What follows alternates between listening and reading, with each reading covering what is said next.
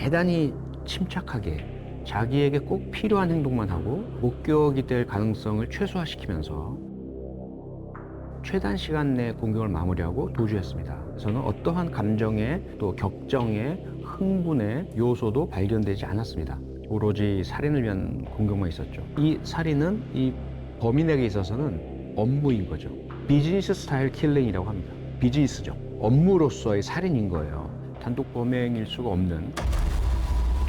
그 단독 범행이었다는 얘기가 기사에 실리자마자 주변의 이웃들, 그냥 평범한 이웃분들이 3명이 뒤쪽으로 뛰어내리는 걸 봤는데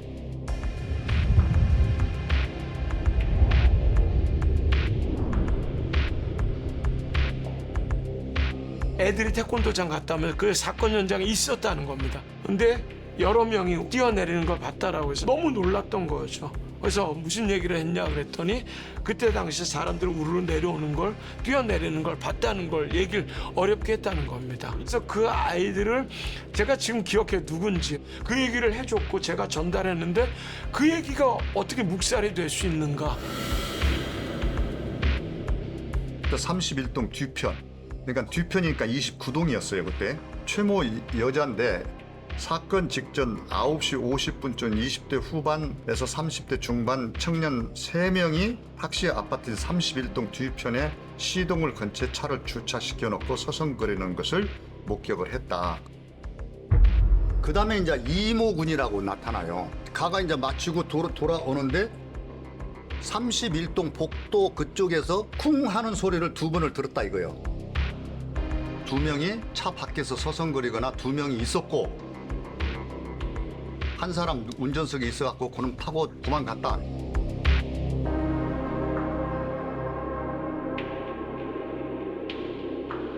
근데 이제 가장 중요한 것은 이 묻힌 혈흔의 방향성이 중요합니다. 지금 방향성을 봤을 때 이쪽 벽면, 이 묻힌 혈흔이 발생한 이 벽면 같은 경우 피의자가 범행 직후에 도주를 하면서 만든 그와 같은 혈흔이라고 볼 수 있겠고요.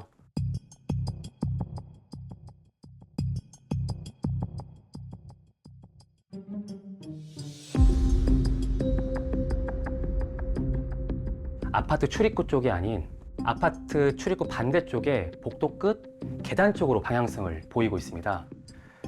이렇게 도주를 합니다. 이 부분이 좀 상당히 납득이 되지 않는 부분인 거죠. 낯선 곳에 침입을 해와서 범행을 할 경우에 자기가 모르는 곳으로는 가려고 하지 않습니다. 그곳에 무엇이 있을지 모르기 때문이죠. 일반적으로 범인은 자기가 왔던 길로 되돌아가서 도주를 합니다. 그게 가장 안전하니까, 확실하니까, 알고 있으니까. 그런데 이몽철은 자기가 아는 곳으로 도주하지 않고 미지의 방향으로 도주합니다. 그리고 아래쪽에 있는 사진을 보시면은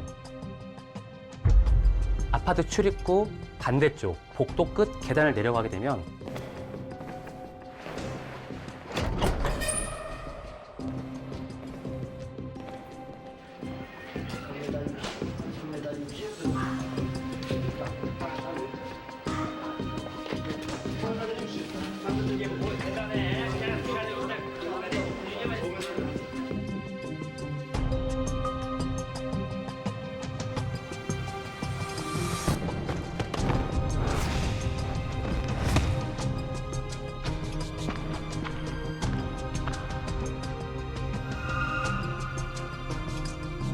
일 층 난간에 이와 같은 접촉 혈흔이 관찰이 됩니다.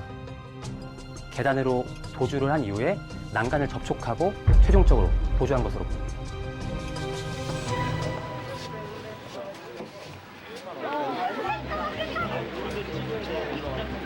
살인 저지르고 뛰어서 자기 차로 갔어요. 그럼 그때 범인에게 드는 생각 딱 한 가지밖에 없거든요. 빨리 도망가야 되겠다. 그러면 당연히 차량을 자기가 타고 왔고 늘 운행하던 사람은 본능적으로 운전석으로 가게 돼 있습니다. 그게 운전하는 사람의 습관이거든요. 여기서 말이야. 여기서 누가 차를 어떻게 탔지? 왜 조수석으로 탔나? 왜 조수석으로 탔어? 뭐? 찍으세요. 네, 됐습니다.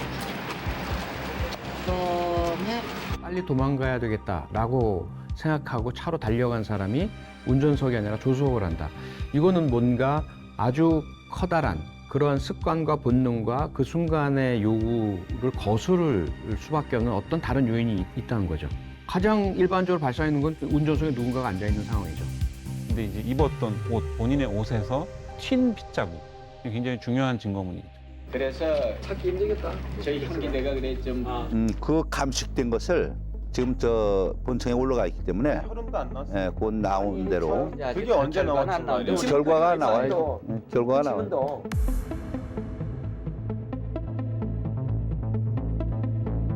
이제 용의자가 이제 검거된 후에 당시에 입었다고 하는 의류, 신발 모두 혈흔이 검출되지 않은 것으로 되어 있습니다. 원래는 정황상으로는 혈흔이 좀 있어야 이제 좀 말이 되는 거였는데 없는 것으로 봐서 옷을 갈아입었다든가 그 옷이 범행 당시 입었던 옷이 아닐 가능성이 일단 제일 높고요. 그리고 본인이 범행 이후에 대성교회 측에 연락을 하고 도피 자금을 받고 그리고 도피 행각을 벌였고 대성교회에서 인수한 기도원이 있어요.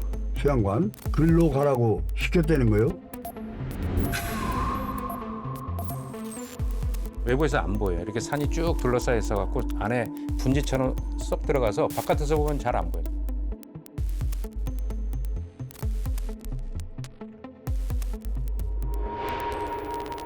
공수부대가 주특기가 바로 그거거든요. 적에게 붙잡혔을 때는 죽어나가는 거야. 피의자 임 씨가 한계령의 교회 수양관 부근에서 교회 운전사 박모 씨를 만나 자신이 자살한 것처럼 위장하는 방안에 대해 논의한 사실을 확인하고 관련 여부를 조사하고 있습니다. 그냥 동생이 연락 오기만을 저는 기다려야 되는 거죠. 사람만 있어주면 좋겠다.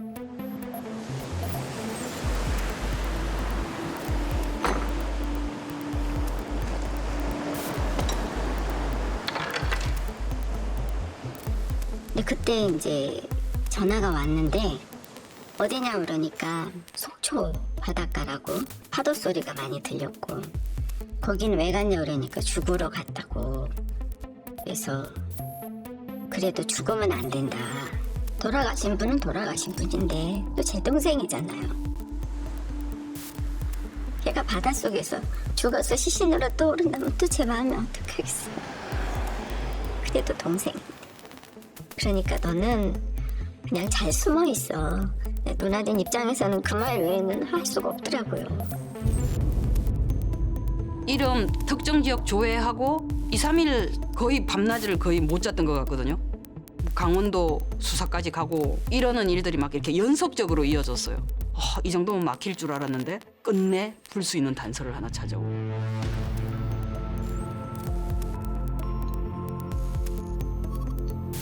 대성교회 통화 내역을 수사하는 과정에 공중전화가 역발신으로 들어온 게 된 걸 알게 된 겁니다.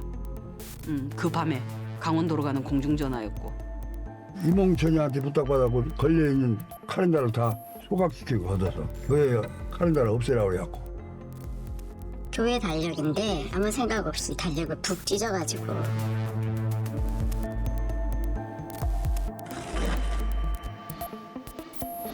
쇠파이프를 둘둘 말아갖고 갔는데 나중에 보니까 이제 그 달력이었다는 거죠. 경찰은 임 씨가 사건 직후 교회의 조모 목사에게 전화를 해 문제가 된 달력을 태워달라고 했다는 진술에 따라 대성교회의 조직적 개입 여부를 수사하는 한편 그리고 돌아와서도 대성교회 사람들이 도피 과정이나 옷을 갈아입히고 교회 쪽 옷을 갈아입고 뭐 이런 일들이 벌어졌고 그러니까 조직적으로 범행이 이루어졌고 조직적으로 도주가 이루어졌다라고 볼 수밖에 없는 상황이었어요. 신귀환하고 조종삼 목사하고 최귀환은 방조범으로 해가지고 처벌이 됐어. 한번 딱 봅시다. 이거 그 조종삼이는 내가 증거인멸.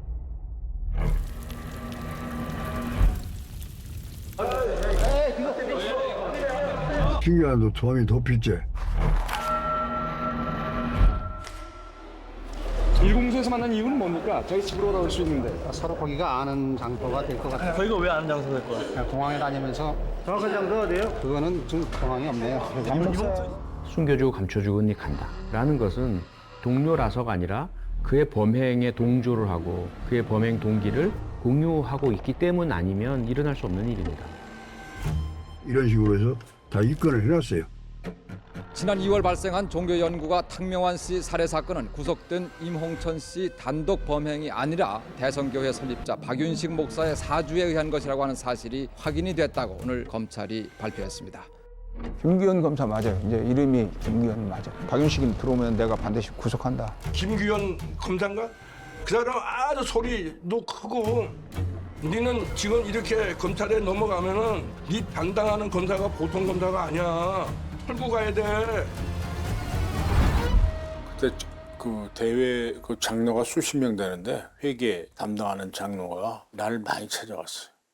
뭐 저희들이 도울 일 없습니까? 이제 그런 식이야. 기본적으로 오는 거는 저희가 지금 제가 쓸 수 있는 돈이 80억이 있습니다. 이렇게 나한테 얘기한다. 그런 식으로. 응? 박 목사를 뒤쫓지 않는다는 조건 딱 한 가지야.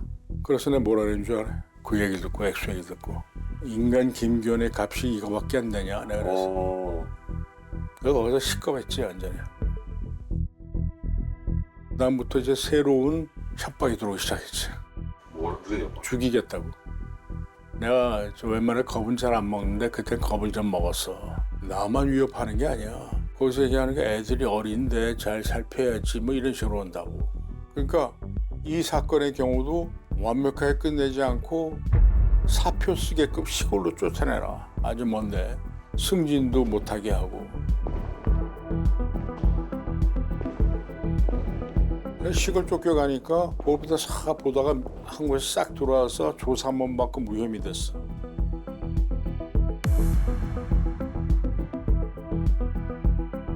박윤식 목사는 교사범으로 해서 입건이 됐다가 무혐의 처리가 됐고 그 다음에 공동 정범은 한 사람으로 특정을 해가지고 이몽천으로 끝내버린 거야. 그래서 나도 그냥 야 이제 박윤식 구속되리라고 생각했는데 무혐의 딱 내려져 버리니까. 그 담당 검사가 좌천되는 거 보면서 이건 쉽지 않겠구나. 국가 권력 기관인 경찰이라든가 검찰에 수사를 진행하지 못하게 압력을 넣을 수도 있다.